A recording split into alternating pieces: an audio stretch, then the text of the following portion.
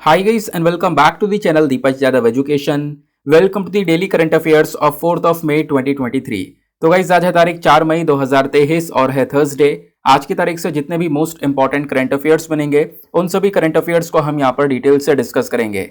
ये video UPSC और state PSC के पॉइंट ऑफ व्यू से बहुत ज्यादा इंपॉर्टेंट हो जाता है। तो चलो शुभ आरंभ करते हैं। बट आगे बढ़ने से पहले मैं आपको बता दूं, हर रोज मॉर्निंग में राइट टाइम 5 बजे आपको ये वीडियो इसी चैनल पर मिल जाता है। तो आज कौन कौन समय पर वीडियो में प्रेजेंट हो चुका है नीचे लाइव चैट में जरूर से मेंशन करना। इस लेक्चर में हम लोग मेजरली इंडियन एक्सप्रेस के ऊपर फोकस करते हैं। इसके साथ साथ बाकी सारे इंपॉर्टेंट सोर्सेज जैसे कि पीआईबी, डाउन टू अर्थ, लाइवमिंट के न्यूज आर्टिकल्स को भी प्रॉपर बैकग्राउंड इन्फॉर्मेशन के साथ में कवर करते हैं। वीडियो का जो एंड है वो बहुत इंपॉर्टेंट है, उसको मिस मत करना।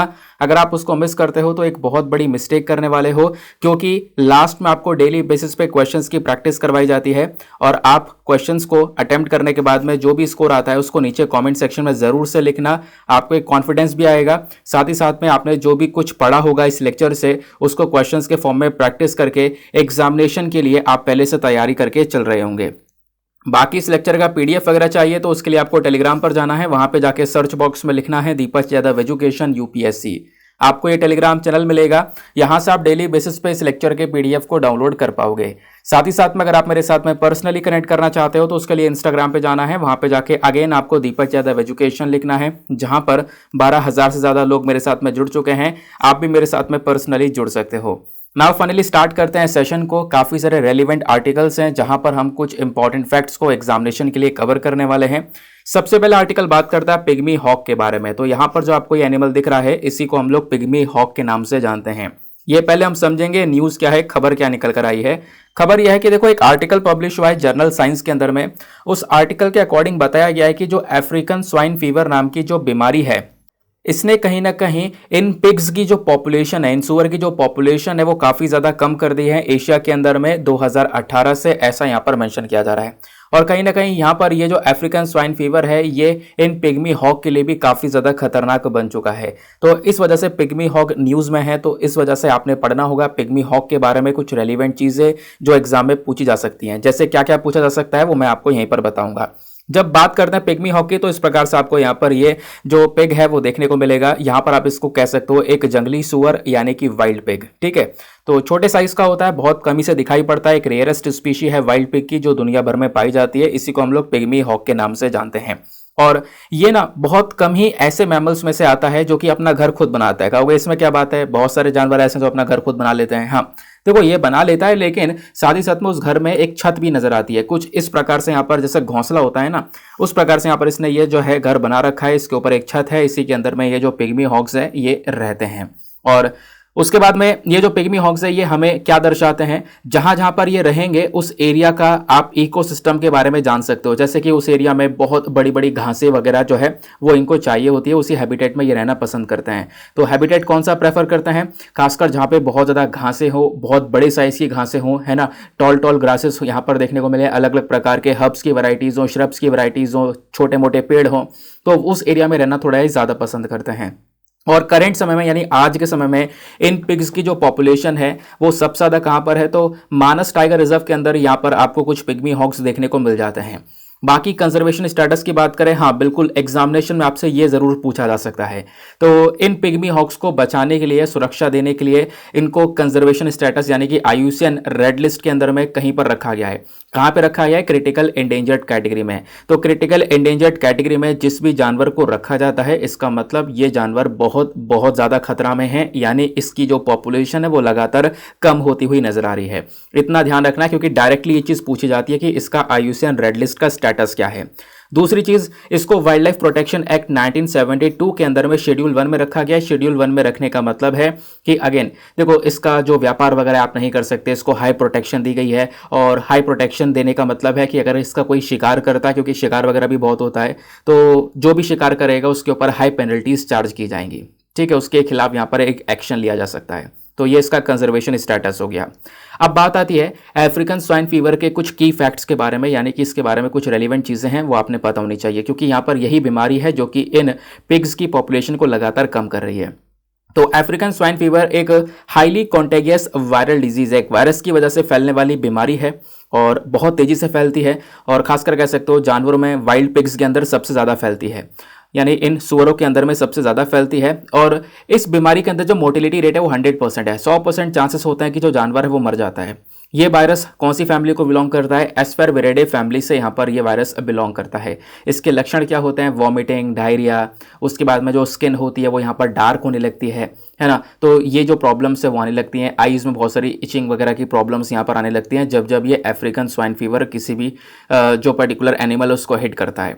प्लस यहाँ पर ये जो अफ्रीकन स्वाइन फीवर है ये फैल भी सकता है एक डायरेक्ट कॉन्टैक्ट के माध्यम से। अगर यहाँ पर डायरेक्ट कॉन्टैक्ट किया जाता है इन्फेक्टेड पिग्स के साथ में, यानी कि एक पिग है जिसको ऑलरेडी अफ्रीकन स्वाइन फीवर है, ये दूसरे पिग के कॉन्टैक्ट में आता है या उसके मल के कॉन्टैक्ट में आता है या किसी और बॉडी फ्लूइड के कॉन्टैक्ट में आता है, तो ये जो बीमारी है वो यहाँ पर दूसरे एनिमल्स में भी फैल सकती है।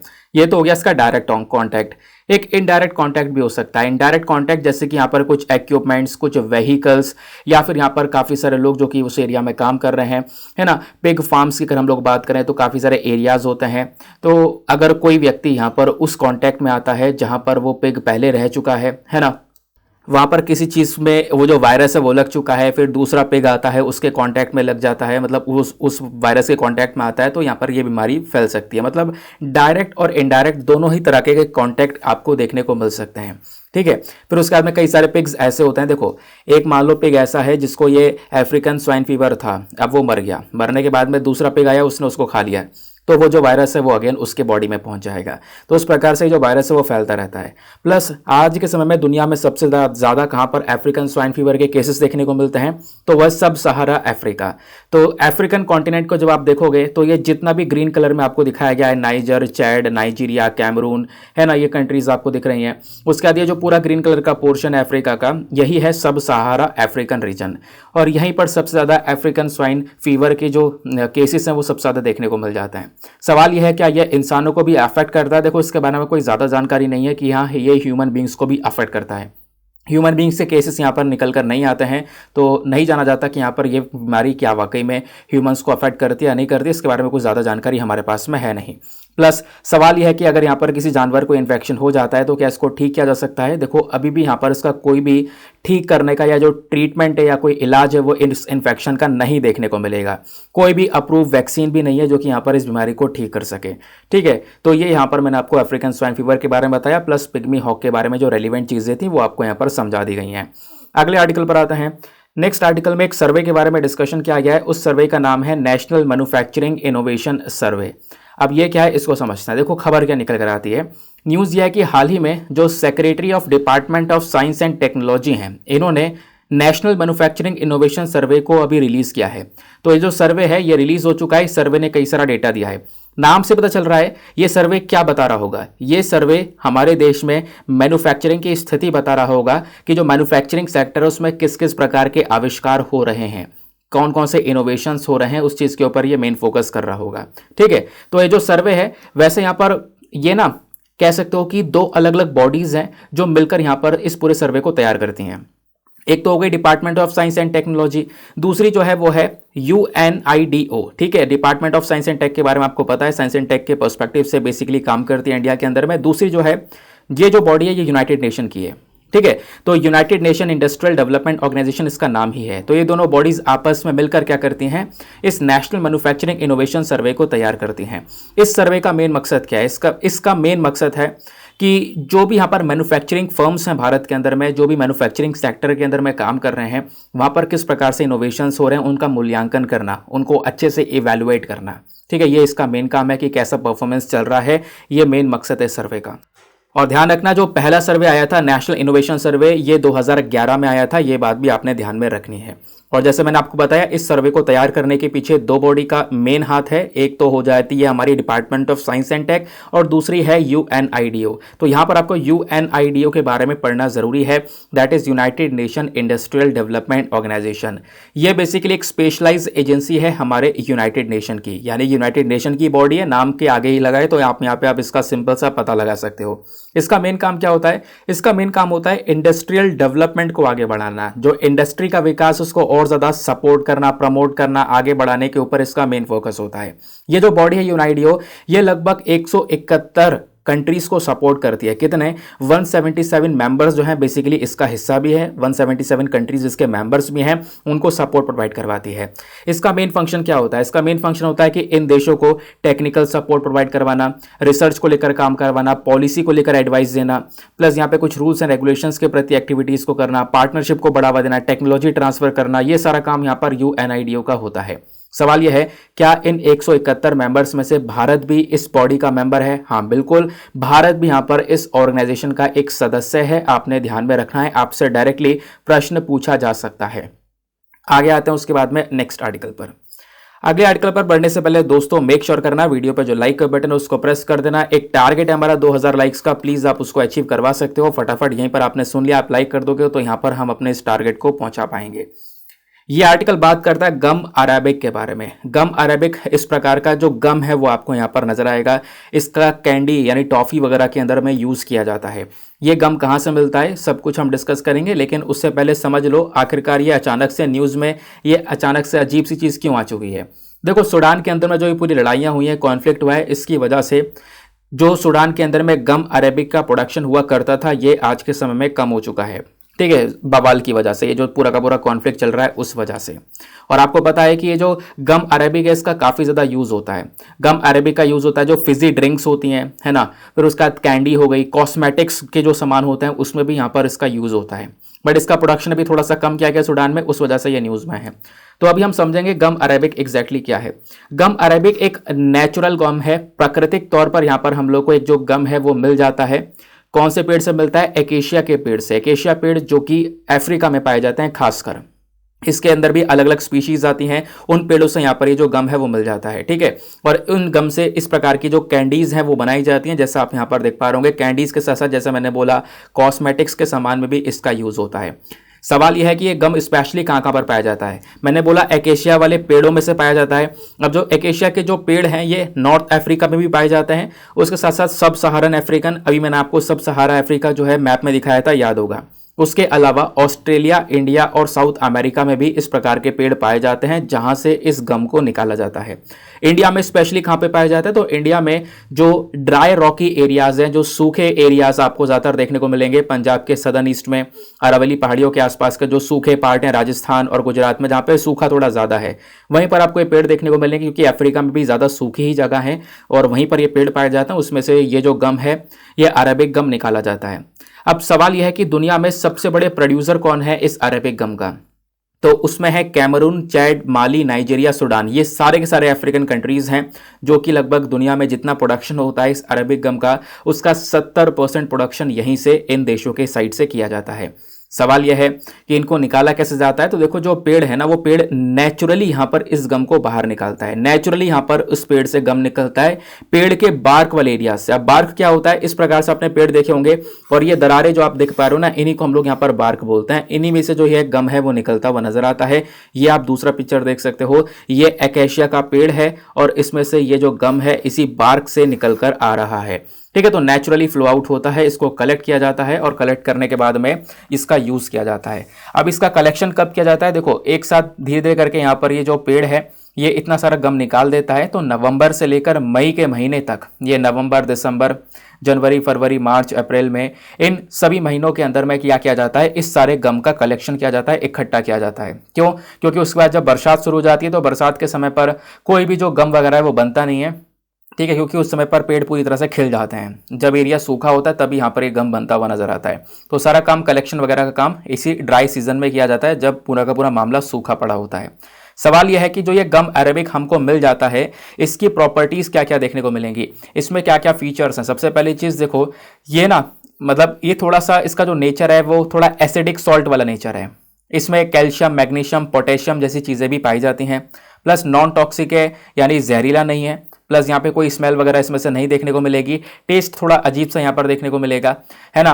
और जैसे मैंने बोला कि ये जो कलर है, मैंने आपको भी पिक्चर में दिखाया, तो थोड़ा सा येलो कलर का आपको ये नजर आता है। और एक चीज ये भी है, आपने ध्यान में रखना है कि अगर इस गम अरेबिक को हम ऑयल में डाल दें, तेल में डाल दें, तो तेल में डालने, अगर तेल में डाल दिया जाए तो ये अरेबिक, ये जो गम अरेबिक है वो तेल में मिलता नहीं है, है ना। यानी जैसे आप कोई चीज़ तेल में डाल दो तो वो मिल जाएगी, लेकिन यहाँ पर ना ये गम अरेबिक को अगर तेल में डाल दिया जाए तो ये नहीं मिलता है, ध्यान में रखना है। लेकिन अगर गर्म पानी या ठंडे पानी में डाल दिया जाए तो पूरी तरह से ये डिजॉल्व हो जाता है, पूरा यहाँ पर खत्म हो जाता है, उसमें ये घुल जाता है अच्छे से, ठीक है। तो ये चीज़ यहाँ पर इसकी एक प्रॉपर्टी के तौर पर ध्यान में रख सकते हो। बाकी इस अरेबिक गम के अंदर में हाइड्रोलिसिस का प्रोसेस करने के बाद में एल एरेबिनोस, एल रैमनोस, डी गैलेक्टोस, इस प्रकार की जो चीज़ें हैं वो यहाँ पर ऐसे एसिड्स जो हैं खासकर वो बनाए जाते हैं। और अरेबिक गम का यहाँ पर यूज़ किया जाता है काफ़ी सारी इंडस्ट्रीज़ में, जैसे फूड इंडस्ट्री हो गई, फार्मास्यूटिकल इंडस्ट्री हो गई, कॉस्मेटिक्स की इंडस्ट्रीज़ हो गई, यानी कि खानों में, दवाइयों में, और उसके बाद में ब्यूटी प्रोडक्ट्स के अंदर में भी यहाँ पर ये जो सामान है, ये जो खासकर अरेबिक गम है उसका यूज़ हो रहा है, ठीक है। तो इतना ध्यान में रखना कि अरेबिक गम एग्जैक्टली क्या है और कहाँ कहाँ पर पाया जाता है। अगले आर्टिकल पर आते हैं। नेक्स्ट आर्टिकल में आईएनएस इम्फॉल के बारे में डिस्कशन किया गया है, यानी कि इंडियन नेवल शिप इम्फॉल। अब इम्फॉल आप समझ रहे होंगे, है ना, नॉर्थ ईस्ट इंडिया के अंदर में यहाँ पर एक जगह है इम्फॉल, तो उसी के नाम पर इस जहाज़ का नाम रखा गया है। इस वजह से यहाँ पर चर्चा में, अभी आप देख पाओगे ये जो समुद्र है उसमें यहाँ पर इसकी टेस्टिंग होती हुई नजर आई है, इस वजह से ये चर्चा में है।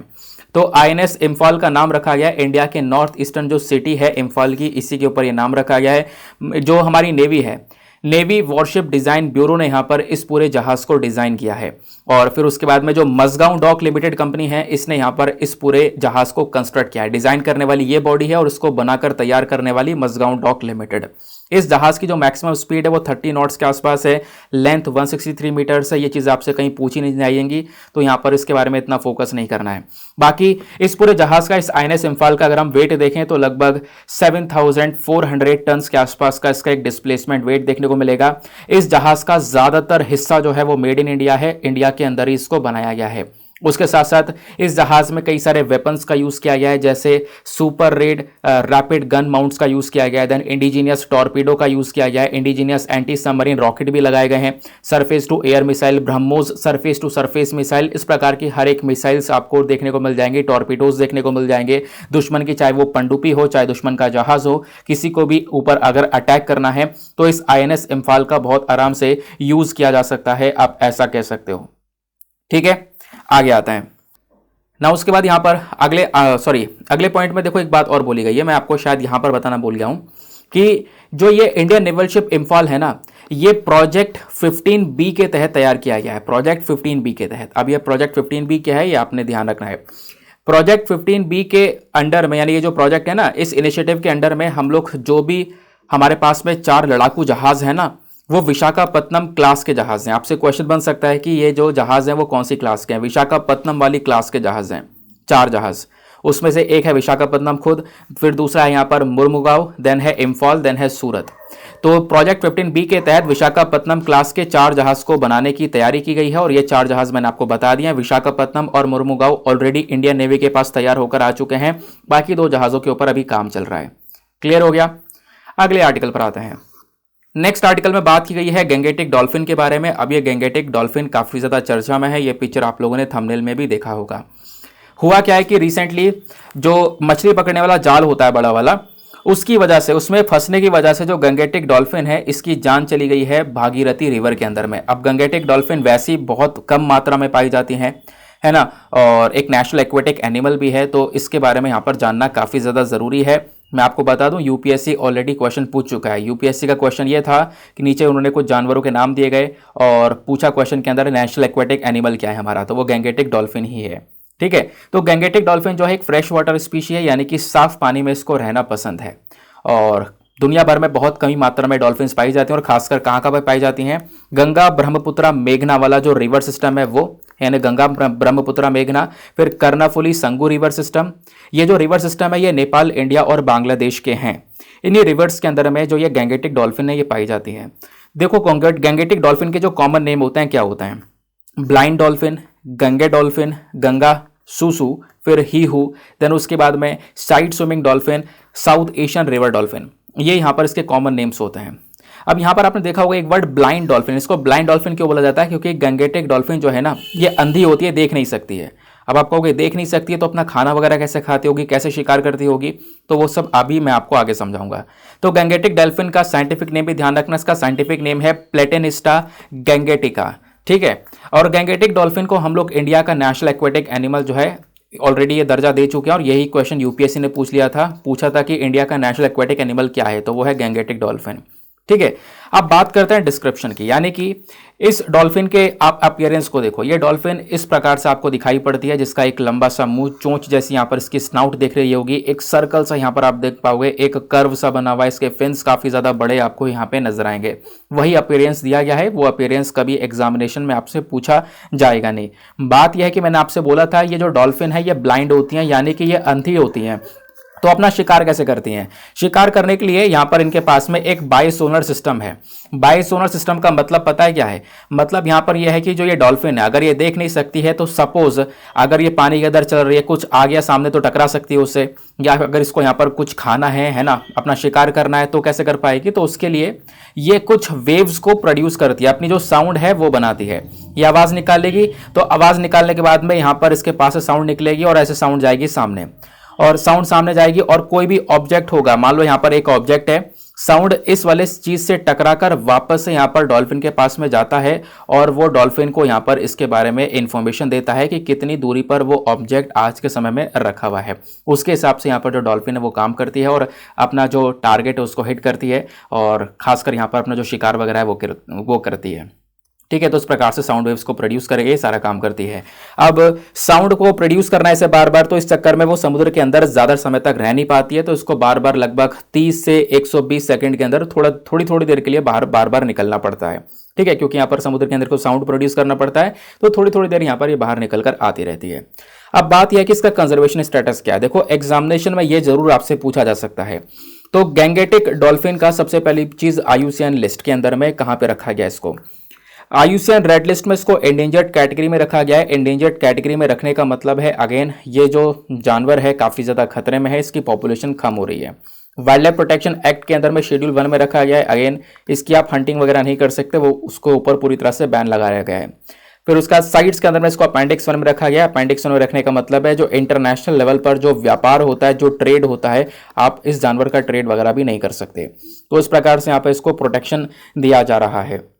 आगे आते हैं अगले आर्टिकल पे। नेक्स्ट आर्टिकल में बात की गई है BCG वैक्सीन के बारे में। अब ये BCG की फुल फॉर्म क्या है? इसकी फुल फॉर्म है बैसिलस कैलमीट ग्वेरिन। तो BCG वैक्सीन अभी न्यूज में है। न्यूज में क्यों है? क्योंकि देखो, BCG वैक्सीन खासकर बनाई गई है ट्यूबरक्लोसिस यानी जो टीबी वाली बीमारी है इसको ठीक करने के लिए। रिसेंटली एक स्टडी ने बताया है कि ये वैक्सीन केवल टीबी को ही ठीक कर सकती है। अगर आप सोच रहे हो कि कोविड-19 के अगेंस्ट में अच्छी तरीके से काम करेगी, तो ऐसा कुछ भी नहीं है। कोविड-19 के अगेंस्ट में कोई प्रोटेक्शन नहीं दे सकती, ऐसा एक स्टडी ने बताया है। इस वजह से जो BCG वैक्सीन है वो न्यूज में आ चुकी है। तो आपको BCG वैक्सीन के बारे में कुछ रेलिवेंट फैक्ट्स पता होने चाहिए प्रीलिम्स के पॉइंट ऑफ व्यू से। BCG वैक्सीन जो है एक वैक्सीन है ट्यूबरक्लोसिस के लिए। आपसे पूछा जा सकता है BCG वैक्सीन किस चीज के लिए? तो ध्यान रखना, ट्यूबरक्लोसिस यानी टीबी वाली बीमारी के लिए ये देखने को मिलता है। इस वैक्सीन को किसने बनाया है? तो कैलमीट और ग्वेरिन। कहोगे 1 मिनट, ये तो उसकी फुल फॉर्म ही है, बैसिलस कैलमीट ग्वेरिन। हाँ, तो यहां पर जो 2 व्यक्ति हैं ना, इन्होंने ही तो यहां पर इस वैक्सीन को बनाया है। इन्हीं के नाम पर इस BCG वैक्सीन का नाम रखा गया है, बैसिलस कैलमीट ग्वेरिन। तो कैलमीट ग्वेरिन ने मिलकर यहां पर इस वैक्सीन को डेवलप किया है। पहली बार ह्यूमन बींग्स के अंदर में इस वैक्सीन को टेस्ट किया गया था 1921 में। उसके बाद में दुनिया भर में सबसे ज्यादा यहाँ पे कह सकते हो प्रेफरेबल वैक्सीन इसका यूज किया जाता है जब बच्चा जन्म लेता है। स्टार्टिंग में यहाँ पे बच्चे को उसकी इम्यूनिटी को बढ़ाने के लिए यहाँ पर ये जो वैक्सीन है वो दी जाती है। तो जो BCG वैक्सीन है खासकर बच्चों को ही आज के समय पर दी जाती है। इस प्रकार से आपने देखा होगा बच्चों को हाथ पे ये निशान बन जाता है, ये जो वैक्सीन है BCG का वो लगाया जाता है। BCG वैक्सीन देखो ट्यूबरक्लोसिस यानी टीबी वाली बीमारी से तो बच्चों को बचाता है, उसके साथ साथ कुछ और बैक्टीरियल इन्फेक्शंस हो गए, जैसे लेप्रोसी जैसी बीमारी हो जाती है, ब्रूली अल्सर जैसी बीमारी हो जाती है, उन सभी बचाने का काम करता है। ठीक है, और जैसे मैंने बोला जो BCG वैक्सीन है ये खासकर जो बच्चे जन्म लेते हैं, बिल्कुल मतलब छोटे छोटे होते हैं, जन्म लेने के समय पर मतलब कि उनके जो उम्र ज़्यादा नहीं होती है, तो स्टार्टिंग में उनको ये वैक्सीन दी जाती है। और मतलब 16 साल से अंदर अंदर बच्चों को दी जाती है, 16 साल से ऊपर तक के बच्चों को नहीं दी जाती है, क्योंकि कुछ एविडेंस ये बोलते हैं कि जो BCG वैक्सीन है वो एडल्ट्स के ऊपर काम नहीं करती, यानी जो जिनकी उम्र 16 साल से ऊपर है उनके लिए यहाँ पर सही वैक्सीन नहीं है, उनके ऊपर कोई वर्क नहीं करेगी। ठीक है, तो ओवरऑल यहाँ पर ये वैक्सीन किसके लिए? टीबी के लिए, यानी ट्यूबरक्लोसिस को ठीक करने के लिए। तो ये टीबी क्या है, आओ थोड़ा सा यहाँ पे इसके बारे में डिस्कशन करते हैं। ट्यूबरक्लोसिस यहाँ पे जो बीमारी है ये बैक्टीरिया की वजह से होती है, इस वजह से ये एक बैक्टीरियल इन्फेक्शन है। तो बैक्टीरिया कौन सा है वो है माइकोबैक्टीरियम ट्यूबरकुलोसिस, जिसकी वजह से बीमारी फैलती है। यह बैक्टीरिया डायरेक्टली एक पर्सन के लंग्स को, उसके फेफड़ों को डायरेक्टली अफेक्ट करता है। ये बीमारी जो है ठीक हो सकती है, प्रिवेंटेबल डिजीज है अगर यहां पर सही से केयर किया जाए तो। अब ट्यूबरकुलोसिस इन्फेक्शन के भी दो तरीके होते हैं, एक होता है लेटेंट टीबी और दूसरा होता है एक्टिव टीबी। लेटेंट टीबी में क्या होता है, जो बैक्टीरिया होता है यानी कि जो माइकोबैक्टीरियम ट्यूबरकुलोसिस है, ये बॉडी के अंदर इनएक्टिव स्टेट में होता है, यानी कि वो एक्टिव नहीं होता है। वो यहां पर आप कह सकते हो लेजीनेस में वो जो पूरा बैक्टीरिया है वो बॉडी के अंदर में सिचुएटेड होता है और कोई सिम्टम्स वगैरह नहीं क्रिएट करता है। तो यहाँ पर ये कह सकते हो कि कोई फायदा नहीं है। इस प्रकार से यहाँ पर बहुत लेजी सा बैक्टीरिया होता है, कोई सिम्टम्स वगैरह आपके बॉडी में नहीं देखने को मिलते। ये बीमारी फिर फैलती भी नहीं है किसी दूसरे में, एक ही पर्सन को बुरी तरह से अफेक्ट कर रही होती है। लेकिन ऐसा नहीं है कि ये इनएक्टिव है तो कभी एक्टिव नहीं हो सकता, कभी भी यहाँ पर जो ये लेटेंट टीबी है वो एक्टिव भी हो सकता है। फिर बात आती है एक्टिव टीबी की। अब नाम ही बता रहा है एक्टिव टीबी है। एक्टिव टीबी मतलब डायरेक्टली ये बैक्टीरिया अफेक्ट करता है किसी को और ये बीमारी किसी को हो जाती है। ये वाला टीबी अगर किसी को होता है तो वो इंसान इस टीबी की बीमारी को दूसरे इंसान में भी बहुत आराम से फैला सकता है। ठीक है। और इंडिया में आप कह सकते हो या कॉमनली जो सबसे ज्यादा टीबी बैक्टीरिया के केसेस आते हैं ना, वो खासकर लेटेंट वाले ही केस होते हैं, यानी कि जो पहले वाली स्थिति हमने पढ़ी थी वो वाले केस ज्यादातर देखने को मिल जाते हैं। फिर उसके बाद में यहाँ पे अगर हम बात करें बीमारी फैलती है, हाँ बिल्कुल, एक पर्सन से दूसरे पर्सन में बीमारी फैल सकती है हवा के माध्यम से। हवा के माध्यम से कैसे? सपोज यहाँ पर एक व्यक्ति है, इसको टीबी हुआ है, खांसी वगैरह काफ़ी ज़्यादा हो रही है, खांसी है, छींक रहा है ना, तो इसने यहाँ पर एक दूसरा इंसान उसके सामने खांस दिया, छींक दिया, तो वो जो कुछ यहाँ पर जो बैक्टीरियल इन्फेक्शंस है वो यहाँ पर हवा के अंदर थोड़ी देर के लिए सस्पेंड हो जाएंगे और ये नॉर्मल इंसान उस बैक्टीरियल इन्फेक्शन के कॉन्टैक्ट में आ जाता है, तो ये बीमारी यहाँ पर उसको भी हो सकती है। सिंपल सी बात है। तो इस यहाँ पर ट्रांसमिशन का प्रोसेस आपको ये देखने को मिल जाता है। फिर अगले आर्टिकल पर आते हैं। नेक्स्ट आर्टिकल में मशीन लर्निंग के बारे में डिस्कशन किया गया है। आओ क्या बात की जा रही है समझते हैं। देखो, एक रिसर्चर की टीम है, इन्होंने मशीन लर्निंग टूल्स का इस्तेमाल किया है और इन इस्तेमाल करते हुए इन्होंने कंफर्म कर दिया है। कंफर्म ये किया है कि देखो, जो हमारा सोलर सिस्टम है, जो हमारा सौर मंडल है, उस सोलर सिस्टम के बाहर भी यहाँ पर कुछ अननोन प्लैनेट्स आपको देखने को मिल जाएंगे जिनके बारे में कोई जानकारी नहीं है। तो ये बात पता लगाई गई है मशीन लर्निंग टूल्स के माध्यम से। इस वजह से हम समझेंगे कि आखिरकार ये मशीन लर्निंग क्या है। आपने आजकल आर्टिफिशियल इंटेलिजेंस के बारे में बहुत सुन लिया है, चैट जीपीटी के बारे में बहुत सुन लिया है। सारा काम यहाँ पर जो ये आर्टिफिशियल इंटेलिजेंस है वो खुद से करने लगा है। आप कोई भी काम करवा सकते हो इससे, सारी इंफॉर्मेशन आपको यहाँ पर ये दे सकता है। तो कह सकते हो मशीन लर्निंग भी एक तरीके से आर्टिफिशियल इंटेलिजेंस का ही एक ब्रांच है, एक कंप्यूटर साइंस है। और ये कंप्यूटर साइंस क्या करता है, बहुत सारा डेटा और एल्गोरिथम्स का यूज करता है और उसका यूज करके यहाँ पर ये सीखता है कि कैसे एक इंसान, एक ह्यूमंस चीज़ों को लर्न करते हैं, सीखते हैं। तो उसी तरीके से यहाँ पर ये डेटा का यूज करता है, अपनी एक्यूरेसी को इंप्रूव धीरे धीरे करके ये करता रहता है। और कह सकते हो कि जो मशीन लर्निंग है ना, ये कंप्यूटर को एक शक्ति देती है कि वो कंप्यूटर क्या कर सके, आराम से चीज़ों को सीख सके, बहुत सारा डेटा अपने आप में स्टोर कर सके। प्लस कंप्यूटर को यहाँ पर यह भी शक्ति मिलती है मशीन लर्निंग के तहत कि जो भी पुराना डेटा है, जो पास्ट डेटा है, उस पास्ट डेटा को वो एनालाइज करे और एनालाइज करके चीज़ों को लर्न करे, सीखे, अच्छी प्रेडिक्शन करे। यानी कि हिस्टोरिकल डेटा जो है, यानी कि पुराना जो डेटा है, उसकी पढ़ाई करने के बाद में एक आगे का अंदाजा लगाकर बताए कि आगे एग्जैक्टली यहाँ पर क्या हो सकता है। तो वो सारी चीज़ें यहाँ पर मशीन लर्निंग है। मशीन लर्निंग के अपने आप में इंपॉर्टेंट फीचर्स हैं। ये काफ़ी सारा डेटा कलेक्ट कर सकता है, डेटा को रीड कर सकता है, डेटा को यहाँ पर लर्न करके आगे अपने आप को इंप्रूव कर सकता है, डेटा माइनिंग कर सकता है। सारा काम यहाँ पर ये डेटा के संबंधित किया जा सकता है मशीन लर्निंग के अंदर में। सिंपल। नेक्स्ट आर्टिकल में डिस्कशन किया गया है अग्निदमन 23 के बारे में। तो अग्निदमन 23 ये क्या है? जैसा आप देख पा रहे होंगे कि मान लो यहाँ पर एक गाड़ी है जिसमें आग लग गई है, तो उसको बुझाने के लिए यहाँ पर ये पूरी की पूरी प्रैक्टिस की जा रही है। इस प्रकार से जो हमारी जितने भी फायर ब्रिगेड हैं वो सब साथ में आकर क्या कर रहे हैं, उस आग को बुझा रहे हैं। तो इस प्रकार की कोई भी इमरजेंसी कंडीशन क्रिएट होती है तो उसके लिए यहाँ पर ये अग्निदमन 23 नाम का जो ये पूरा अभ्यास है वो किया जा रहा है। ठीक है। तो अग्निदमन 23 क्या है? एक फायर फाइटिंग एक्सरसाइज है। अगर कहीं पर आग लग जाती है तो उस आग से लड़ने के लिए यहाँ पर ये जो अभ्यास है वो कंडक्ट किया जाता है। इसमें कह सकते हो कि यहाँ पर जो हमारा सदर्न कमांड है, इंडियन आर्मी है, इनका इन्वॉल्वमेंट देखने को मिलेगा। मेन ऑब्जेक्टिव आपका अग्नि 23 का क्या है? मेन ऑब्जेक्टिव है कि जो हमारे फायर फाइटर्स होते हैं ना, जो इस प्रकार की आग अगर कहीं पर लग जाती है, इस प्रकार की इमरजेंसी क्रिएट हो जाती है, तो आग बुझाने के लिए जो भी हमारे वर्कर्स जाते हैं उनके बीच में कह सकते हो कि एक मेल मिलाप हो जाए, उनके बीच में एक कोऑर्डिनेशन को बनाने का काम करता है। यही यहाँ पर इसका मेन ऑब्जेक्टिव है। तो जो भी यहाँ पर बड़े बड़े फायर इंसिडेंट्स होते हैं उन फायर इंसिडेंट्स को टैकल करने के लिए कह सकते हो कि ये जो सारे के सारे फायर फाइटर्स हैं वो साथ में मिलकर काम करें, इनके बीच में कोऑर्डिनेशन बना रहे, मेल मिलाप रहे, इसके लिए अग्निदमन 23 को यहाँ पर चलाया गया है। इस अभ्यास को कंडक्ट किया गया है 29 फील्ड एमुनिशन डिपोट पर, यानी कि जो देहू रोड है पुणे में वहां पर। और यहां पर ना लगभग 56 फायर फाइटिंग जो कॉलम्स हैं अलग अलग सिविल एजेंसी से वो साथ में इकट्ठे हुए साथ में मिलकर काम करें, क्योंकि हमारे पास में अलग अलग एजेंसी है जो कि यहाँ पर इस प्रकार से काम करती हैं।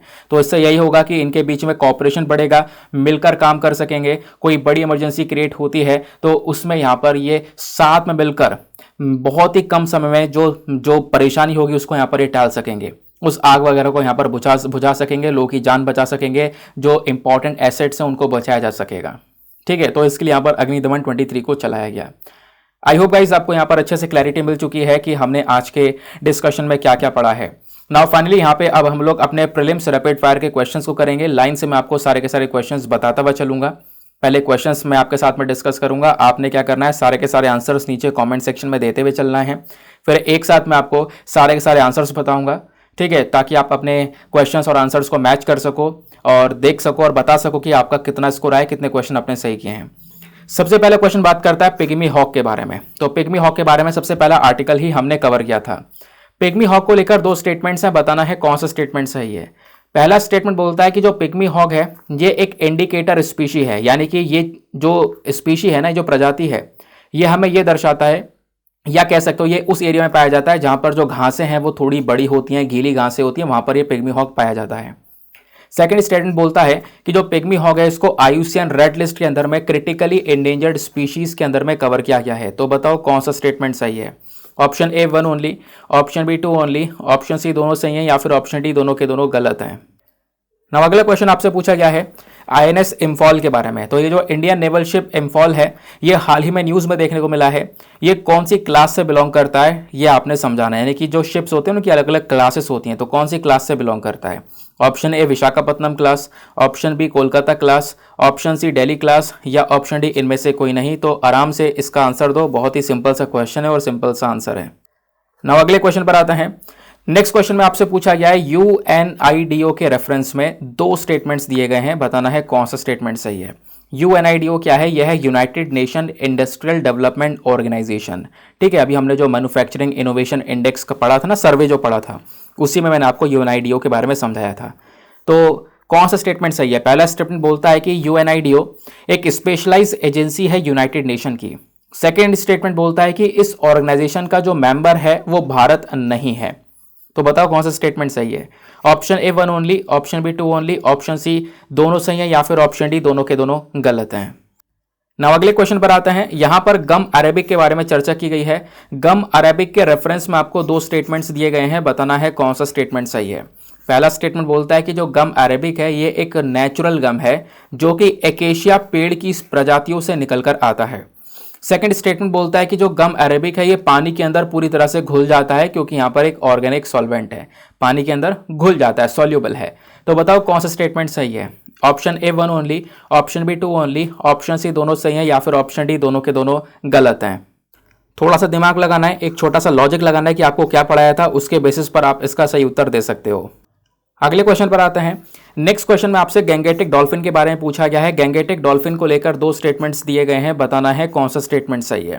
पहला स्टेटमेंट, गैंगेटिक डॉल्फिन एक फ्रेश वाटर स्पीशी है, यानी कि साफ पानी में रहने वाली यहाँ पर ये एक प्रजाति है जो कि गंगा, ब्रह्मपुत्रा, मेघना वाले रिवर सिस्टम में पाई जाती है। सेकेंड स्टेटमेंट, गैंगेटिक डॉल्फिन को IUCN रेड लिस्ट के अंदर में इंडेंजर्ड कैटेगरी में कवर किया गया है। तो बताओ कौन सा स्टेटमेंट सही है। Option A 1 only, option B 2 only, option C दोनों सही है या फिर ऑप्शन डी दोनों के दोनों गलत हैं। फिर अगले क्वेश्चन में आपसे पूछा गया है, बहुत सिंपल सा क्वेश्चन है कि जो BCG है दैट इज बैसिलस कैलमिट गुएरिन। जो BCG है ये एक वैक्सीन है, इसको हम कौन से बीमारी के लिए यूज करते हैं। Option A malaria, option B tuberculosis, option C कोविड-19 या फिर ऑप्शन डी इबोला। तो बताओ कौन सा उत्तर सही है। नाउ अगले क्वेश्चन में आपसे पूछा गया है, consider the following statements regarding machine learning. Machine learning को लेकर दो स्टेटमेंट्स दिए गए हैं, बताना है कौन सा स्टेटमेंट सही है। पहला स्टेटमेंट बोलता है कि जो मशीन लर्निंग है वो फोकस करता है किस चीज के ऊपर में, डेटा और एल्गोरिथम्स के ऊपर में। डेटा और एल्गोरिथम का यूज करके वो सीखता है कि कैसे एक मानव चीजों को लर्न करता है। सेकेंड स्टेटमेंट बोलता है कि जो मशीन लर्निंग है वो इनेबल करता है कंप्यूटर्स को, यानी कंप्यूटर्स को यहाँ पर वो पावर देता है कि कंप्यूटर्स क्या कर सकें, अपने पास्ट डेटा से, पुराने डेटा से चीज़ों को ऑटोमेटिकली सीख सकें, लर्न कर सकें। तो बताओ कौन सा स्टेटमेंट सही है? Option A 1 only, option B 2 only, option C दोनों सही है, या फिर ऑप्शन डी दोनों के दोनों गलत हैं। नाउ अगले क्वेश्चन पर आता है। नेक्स्ट क्वेश्चन में आपसे पूछा गया which one of the following is the best description of अग्नि दमन 23, यानी अग्नि दमन 23 जो कि रिसेंटली न्यूज में था, ये क्या है एग्जैक्टली आपने समझाना है। ऑप्शन ए, क्या ये एक रेस्क्यू ऑपरेशन है जो इंडियन आर्मी ने चलाया है। ऑप्शन बी, क्या ये एक फायर फाइटिंग यानी आग से लड़ने वाला अभ्यास है। ऑप्शन सी, क्या ये एक बैक्टीरियल एक्सरसाइज है जो कि आर्मी और साथ ही साथ में यहाँ पर यूएस की आर्मी के बीच में होती है। लास्ट स्टेटमेंट, क्या इनमें से मतलब जो भी ये स्टेटमेंट है सारे के सारे गलत हैं। तो बताओ यहाँ पर कौन सा स्टेटमेंट सही आपको देखने को मिल जाता है, कौन सा सही उत्तर है। बहुत सिंपल सा क्वेश्चन है। तो गाइस ये थे आज के हमारे सारे के सारे इंपॉर्टेंट क्वेश्चंस। आई होप आप लोगों ने मैक्सिमम क्वेश्चंस को बिल्कुल सही सही अटेम्प्ट किया होगा। चलो फटाफट देखते हैं सभी आंसर्स को, और लास्ट वाले क्वेश्चन से मैं आपको आंसर बताना स्टार्ट करूंगा। आप इसको मैच करना और जो भी स्कोर आया है उसको नीचे कॉमेंट सेक्शन में लिखना। पूछा गया था अग्नि दमन 23 क्या है, तो बेसिकली यहाँ पर एक फायर फाइटिंग एक्सरसाइज है, क्योंकि आपको पढ़ाया था कि यहाँ पे अगर कोई आग लगती है तो उसको बुझाने के लिए इस पूरे के पूरे अभ्यास को रिसेंटली कंडक्ट किया गया है पुणे के अंदर में। फिर अगला क्वेश्चन आपसे पूछा गया था मशीन लर्निंग को लेकर 2 स्टेटमेंट से बताना था कौन सा स्टेटमेंट सही है। दोनों के दोनों स्टेटमेंट सही हैं, क्योंकि मशीन लर्निंग का मेन फोकस ये होता है डेटा और एल्गोरिथम का यूज करना ताकि सीख सके कि ह्यूमंस कैसे लर्न करते हैं। सेकंड, हाँ ये बिल्कुल कंप्यूटर्स को पावर देता है कि वो पास्ट डेटा से चीज़ों को यहाँ पर लर्न कर सकें। इस वजह से option number C both 1 and 2 is the correct answer. फिर अगले क्वेश्चन में आपसे पूछा गया था बीसीजी वैक्सीन के बारे में, तो बैसिलस कैलमेट-गुएरिन जो है ये वैक्सीन कौन सी बीमारी के लिए है, तो इसका सही उत्तर है ऑप्शन नंबर बी है, ट्यूबरक्लोसिस के लिए इस वैक्सीन को यहाँ पर बनाया गया है। फिर अगला क्वेश्चन आपसे पूछा गया था गंगेटिक डॉल्फिन के बारे में, तो गंगेटिक डॉल्फिन को लेकर 2 स्टेटमेंट से बताना था कौन सा स्टेटमेंट सही है। यहाँ पर दोनों के दोनों स्टेटमेंट सही हैं, क्योंकि यहाँ पर ये गंगेटिक डॉल्फिन वो प्रजाति है जिसको साफ पानी में रहना पसंद है और गंगा, ब्रह्मपुत्रा, मेघना रिवर सिस्टम में भी पाई जाती है। इस वजह से पहला स्टेटमेंट हो गया सही। सेकंड स्टेटमेंट भी सही है, क्योंकि इसको IUCN रेड लिस्ट के अंदर में एंडेंजर्ड कैटेगरी के अंदर में कवर किया गया है। That is by option number C both 1 and 2 is the correct answer. फिर अगला क्वेश्चन आपसे पूछा गया था गम अरेबिक को लेकर, तो गम अरेबिक को लेकर जो दोनों स्टेटमेंट्स हैं इसमें से पहला वाला सही है, दूसरा वाला गलत है। पहला वाला सही है, आपको ही पता है कि हाँ मैंने बताया था एकेशिया पेड़ से यहाँ पर ये जो गम है वो निकाला जाता है। लेकिन दूसरा वाले में तो ये भी बताया था ना कि हाँ ये जो गम अरेबिक है वो ऑयल में यानी तेल में तो नहीं घुलता, लेकिन पानी में तो घुल जाता है ना। देखो पानी, यहाँ पर केवल पानी लिखा है, मैंने आपको क्या बोला था वार्म वाटर, हॉट वाटर, एक तो खौलता हुआ पानी हो गया या बिल्कुल चिल्ड पानी, एकदम ठंडा पानी हो गया, उसी में सॉल्युबल होगा। नॉर्मल वाटर के अंदर यहाँ पर ये नहीं घुलेगा, जैसा मैंने आपको यहाँ पर इसके बारे में ऑलरेडी बता दिया था। ठीक है, तो इस वजह से यहाँ पर जो स्टेटमेंट 1 है केवल वो सही है, सेकेंड वाला स्टेटमेंट गलत है। फिर अगले क्वेश्चन में आपसे पूछा गया था United Nation Industrial Development Organization को लेकर जो 2 स्टेटमेंट्स हैं, बताओ कौन सा स्टेटमेंट सही है। तो यहाँ पर पहला स्टेटमेंट बोलता है कि ये एक यूनाइटेड नेशन की ही स्पेशलाइज्ड एजेंसी है। हाँ बिल्कुल सही बात है, पहला स्टेटमेंट सही है, नाम ही यूनाइटेड नेशन लगा हुआ है। सेकंड स्टेटमेंट बोलता है इंडिया इसका मेंबर नहीं है। देखो ये बात गलत है, देखो भारत भी यहाँ पर UNIDO का मेंबर है, क्योंकि मैंने आपको बताया था टोटल 171 मेंबर्स आपको UNIDO को देखने को मिलते हैं, जिसमें भारत भी यहाँ पर इसका एक हिस्सा है, एक सदस्य है। That is why option A 1 only is the correct answer. फिर आपसे पूछा गया था INS यानी इंडियन नेवल शिप इम्फॉल, जो कि हाल ही में न्यूज़ में है, ये कौन सी क्लास को बिलोंग करता है। तो ये विशाखापत्तनम क्लास को बिलोंग करता है, क्योंकि मैंने आपको रिसेंटली अभी पढ़ाया है INS इम्फॉल के बारे में। इम्फॉल इसका नाम दिया गया है नॉर्थ ईस्टर्न सिटी के नाम के ऊपर में। ठीक है, और जैसा मैंने बताया था इसका डिस्प्लेसमेंट वेट यानी कि कितना वेट है प्रोजेक्ट 15B के तहत बनाया गया है। प्रोजेक्ट 15B के अंदर मैंने आपको बताया था कि इस प्रोजेक्ट 15B के इनिशिएटिव में ना जो विशाखापत्तनम क्लास के जहाज़ है वो बनाए गए हैं, 4 जहाज़। जिसके एक का नाम विशाखापत्तनम है, एक का नाम मुर्मुगांव, एक का नाम इम्फॉल, एक का नाम सूरत। तो यहाँ पर हम इंडियन नेवल शिप इम्फॉल की बात कर रहे हैं। ठीक है, तो ये इम्फॉल कौन सी क्लास का है, विशाखापत्तनम क्लास का आपको ये जहाज देखने को मिल जाएगा। फिर अगले क्वेश्चन आपसे पूछा गया था पिग्मी हॉक के बारे में, तो पिग्मी हॉक को लेकर 2 स्टेटमेंट्स हैं, बताओ कौन सा स्टेटमेंट सही है। पहला स्टेटमेंट बोलता है कि पिग्मी हॉक एक इंडिकेटर स्पीशी है जो कि टॉल और वेट ग्रासलैंड्स के अंदर में पाई जाती है। देखो सिंपल सी बात है, मैंने आपको क्या बताया था कि जो ये पिग्मी हॉग वाले जानवर है ना, इनको कहाँ पे रहना पसंद है, ये अपना घर बना लेते हैं जिसके ऊपर छत होती है, मैंने पिक्चर दिखाया था। फिर उसके बाद मैंने आपको बताया था कि इनको जहाँ पे बड़ी बड़ी घासें हैं, गीली घास है, वहाँ पे रहना पसंद है। तो पहला स्टेटमेंट इस वजह से तो यहाँ पर सही है। Second statement, IUCN red list के अंदर में इन पिग्मी हॉक को क्रिटिकली एंडेंजर्ड स्पीशी में कवर किया गया है, तो ये भी यहाँ पर बात बिल्कुल सही है। हाँ, इनको क्रिटिकली एंडेंजर्ड स्पीशी में रखा गया है। That is why option number C both 1 और 2 इज द करेक्ट आंसर।